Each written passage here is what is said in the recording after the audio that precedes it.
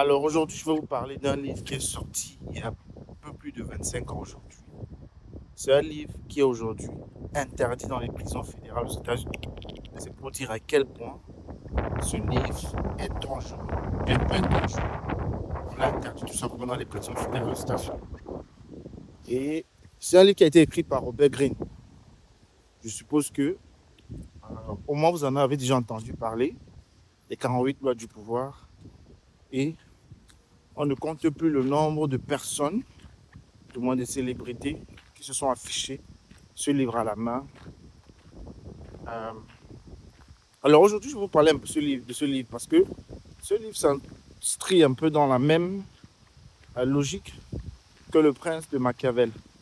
Alors pour ceux qui ne connaissent pas Machiavel, c'est quelqu'un de la Renaissance. Je ne serai pas un courtisan de la Renaissance, mais Machiavel écrit dans son livre Le Prince, c'est une lettre adressée à Laurent du Médicis. Les Médicis, c'est une famille qui a pris contrôle de Florence à la Renaissance et ils se sont établis comme les chefs. À la base, on dit que ce sont des banquiers, mais de fil en aiguille, ils sont devenus comme la famille princière à Florence. Donc, Machiavel écrit dans ce livre pour donner des lois, des principes à Laurent de Médicis sur comment. Et il fait preuve de beaucoup de, de fanfaronnage au début de son livre. J'aime particulièrement le début de son livre, il fait preuve de beaucoup de fanfaronnage. En fait, il se propose de dire à Laurent de Médicis comment est-ce qu'on acquiert une monarchie et comment est-ce qu'on la garde sans jamais la perdre. Donc, en gros, si Laurent de Médicis veut garder Florence, comment est-ce qu'il devrait, quelles sont les stratégies, on qualifie aujourd'hui de machiavéliques, dont il devrait faire preuve s'il veut garder Florence.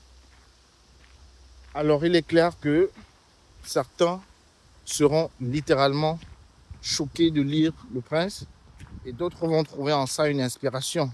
D'ailleurs, on ne compte pas les gens aujourd'hui qu'on qualifie de Machiavel parce qu'ils procèdent exactement de la même manière que Nicolas de Machiavel. Alors, pour revenir sur le livre Les 48 lois du pouvoir de Robert Greene, en fait, c'est un livre, comme je dis, qui s'inscrit dans la même dynamique que Le Prince.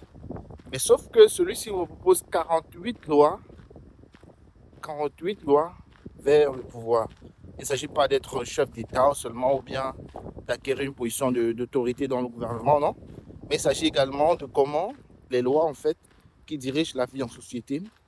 Parce qu'il dit dans son livre que, en fait, le monde n'a pas changé depuis l'époque de Médicis et de Louis XIV. Bref, depuis l'époque féodale et depuis les monarchies, le monde est resté, selon lui, quasiment le même. Et aujourd'hui, en fait, c'est encore plus grave parce que tu dois faire preuve de beaucoup de... je sais pas comment qualifier ça, mais beaucoup de superfuge si tu veux jamais être, être le chef quelque part ou bien tout simplement ne jamais te faire avoir dans ce monde qu'il considère quelque part, sans le dire ouvertement, de méchant. Donc, honnêtement, moi, qu'est-ce que je pense de ce livre? Pour l'avoir lu plusieurs fois, je pense que c'est un livre qui est dangereux déjà dans un premier temps. Et c'est un livre qui, pour moi, m'a fait voir l'homme différemment. En observant autour de moi, je me suis rendu compte que les paroles comme un loup, l'homme c'est un loup pour l'homme, ne sont pas loin d'être faux. Parce que il relate un peu beaucoup de scènes historiques qui te montrent que tu dois être extrêmement prudent dans le monde d'aujourd'hui. Non pas que prudent, mais toi aussi, tu dois savoir élaborer des stratégies, élaborer des stratagèmes, faire preuve de beaucoup de malice si jamais tu ne veux pas tout simplement être à la merci des gens qui ont des ambitions macabres. Et parfois, ils n'ont pas hésité à te marcher dessus. Donc pour moi, ça fait partie des choses qui m'ont énormément choqué. Et je ne dirais pas que ce ne sont pas des vérités, ce sont des vérités. Aujourd'hui, le monde, c'est pas, moi je vais dire, c'est pas le monde des bisounours. C'est un monde extrêmement sérieux dans lequel il faut exactement chaque matin se préparer comme aujourd'hui je l'ai fait, en commençant par le sport. Et voilà, on peut l'utiliser pour faire du bien, on peut l'utiliser pour faire du mal. Beaucoup l'utilisent pour du mal, malheureusement. Voilà, je pense que Robert Greene, c'est également quelqu'un qui est passé par beaucoup de souffrances. Pour rédiger ça, d'ailleurs, il dédicace son livre à ceux qui ont quelque part marché dessus pour atteindre voilà, les sommets là où il était. Il a travaillé à Hollywood notamment, il a beaucoup voyagé, il a connu beaucoup de cultures et il rend dans ce livre un vibrant hommage à Machiavel. Je ne saurais dire que Machiavel c'est une bonne personne, mais tout ce que je sais, c'est qu'aujourd'hui dans le monde, en fait, il ne faut pas être naïf. Il faut vivre avec les yeux ouverts, être extrêmement pragmatique. Et voilà, je pense que ça fait partie des clés comme ça qui vont te donner de réussir dans ce que tu fais dans la vie aujourd'hui. Particulièrement si tu es dans la diaspora, tu vas te rendre compte que tu fais face à une nouvelle culture aujourd'hui.